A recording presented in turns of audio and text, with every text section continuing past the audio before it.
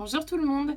Hier, je vous avais dit que j'allais vous faire une vidéo pour expliquer à celles qui ne connaissent pas le principe, une vidéo sur le bivrac. Donc c'est ce que je vous ai montré hier, j'en ai fait pas mal. Voilà à quoi ça ressemble.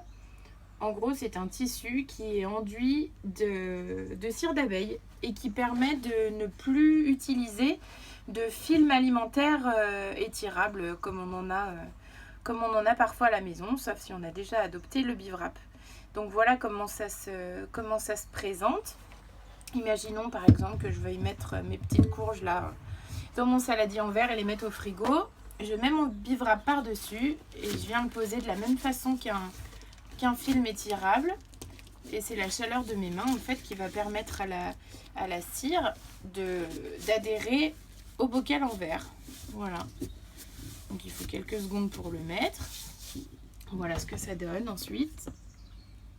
Donc c'est bien collé à la paroi en verre.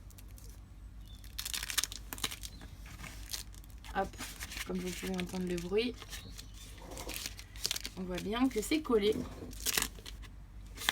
Donc du coup c'est hermétique. Si vous avez des choses avec des liquides dedans, le liquide ne passe pas. Et puis surtout c'est hygiénique, sans produits toxiques. Tout est naturel, la cire d'abeille évidemment elle est naturelle. Et puis le tissu que j'ai utilisé, c'est un tissu comme ceux que j'utilise habituellement, un tissu certifié Oecotex, c'est-à-dire qu'il n'y a pas de produits chimiques dans les colorants.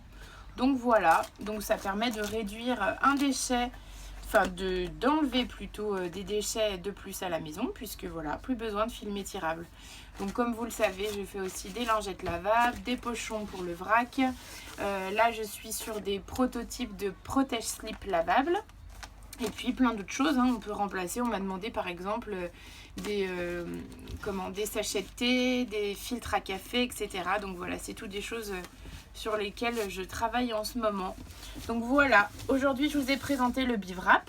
Si ça vous plaît, n'hésitez pas à aller voir sur ma page, vous verrez les motifs que j'ai fait là et qui sont en vente en ce moment. Et puis évidemment, comme d'habitude, je fais bien d'autres choses, plein d'articles sur mesure ou des articles en stock parfois aussi pour celles qui veulent moins attendre. Voilà, écoutez, j'espère que vous avez été convaincus par le bivrac et puis que vous verrez que c'est utile au quotidien puisqu'on l'achète une fois et qu'ensuite on la pour toujours. Et ça me fait penser que j'ai failli oublier de vous dire comment l'entretenir. Donc pour laver le bivrac, il suffit de le laver à l'eau froide, pas à l'eau chaude, sinon ça fait fondre la cire évidemment, à l'aide d'une éponge ou d'une lingette lavable, en tout cas à l'éponge et à l'eau froide, ça se lave très facilement. Si au bout d'un certain temps de son utilisation, il commence à faire des petits plis comme on voit là, bon là on peut pas dire qu'il soit vraiment abîmé, hein, ça se remet à plat très facilement, c'est un peu rigide, mais au bout de quelques mois, quelques années peut-être, il peut être un peu froissé. Du coup c'est très simple, vous le mettez entre deux feuilles de papier sulfurisé, vous le repassez et il redevient tout lisse puisque la cire va refondre et se disposer de partout sur le tissu. Donc voilà. Bon, et écoutez, j'espère que ça vous plaît. Si vous avez des questions, n'hésitez pas à les noter en commentaire. Bonne journée tout le monde!